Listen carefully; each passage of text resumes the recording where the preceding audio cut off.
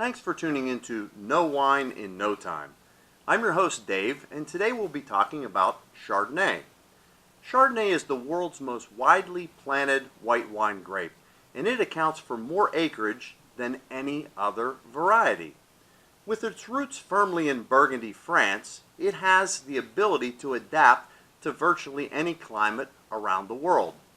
Now spread across the globe, wines made from this popular grape can take on the spirit of the land that they're planted in, but also the style of the winemaker themselves.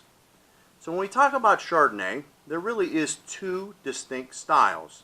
We have a traditional, crisp, lively, refreshing version, and we also have an oaky, toasty, buttery version of Chardonnay. So let's talk about those two styles a little bit.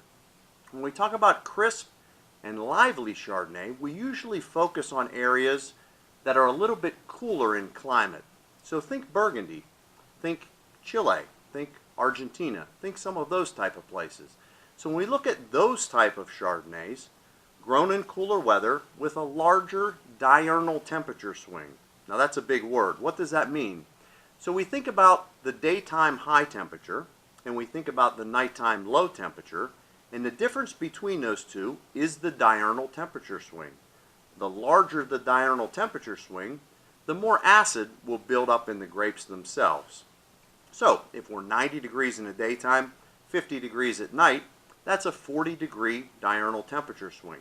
Those grapes will have a significant amount of acid compared to one that has 90 degrees in the day and say 75 at night. So that's one thing to focus on. The second thing is how the vintner itself processes the Chardonnay.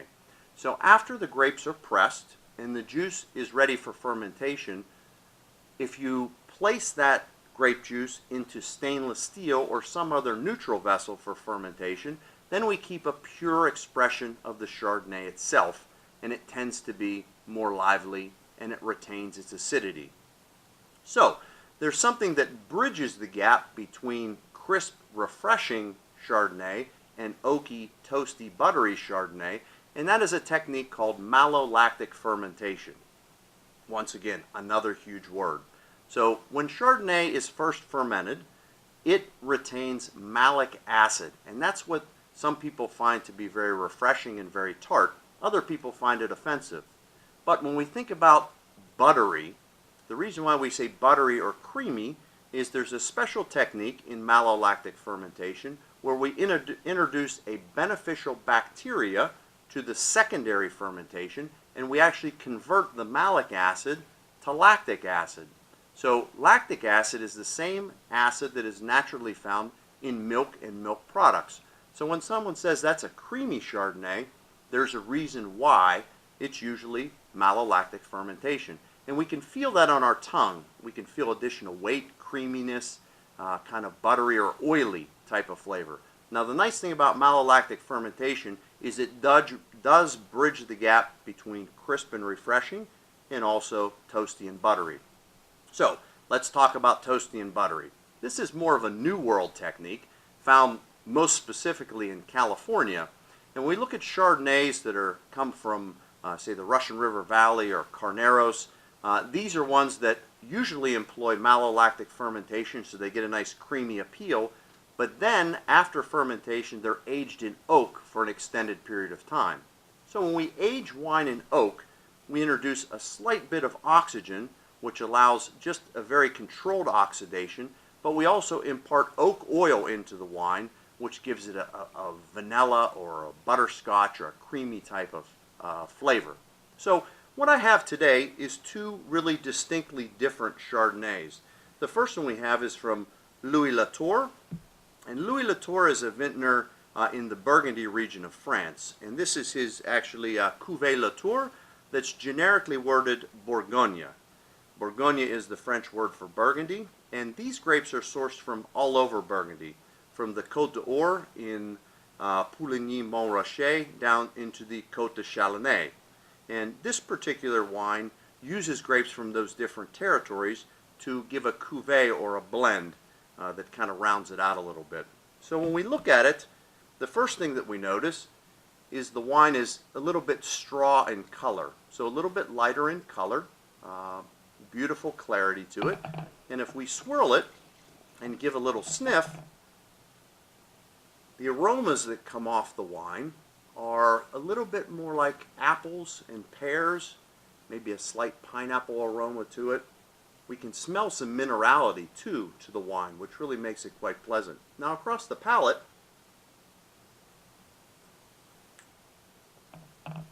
this particular wine reveals itself a little more on the citrus side. We can certainly detect the crispness, the acidity of the wine, the balance of it, but the fruit is a little more subdued, a little bit more tart, and the flavor a little bit more crisp. So when we think an old world style or a crisp, refreshing Chardonnay, generally we look to France or another cool weather area. Now the flip side of that coin is this particular wine. This is from White Oak Winery, and this is their Chardonnay that emanates from the Russian River Valley.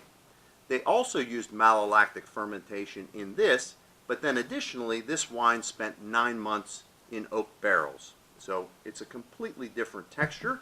If we look at the color and compare it to the last one, we notice this one's a little bit more golden in color, certainly darker, and it will get that from the oak oil and also from the slight bit of oxidation. If we swirl this wine and catch the aromas, catch a little bit of butterscotch, almost like toffee. It kind of smells like grandma's apple pie, so to speak. I almost get a little bit of pastry, and that's from aging this wine on the actual dead yeast cells. Really quite nice. You can tell that this wine is going to be significantly more opulent in its presentation than the last one. And across the palate,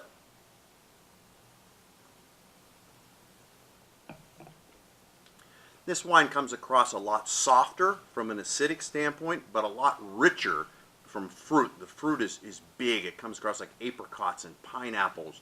And in the background, you have a little bit of buttered toffee or maybe some buttered hazelnut in the background. It certainly is a richer, more opulent Chardonnay.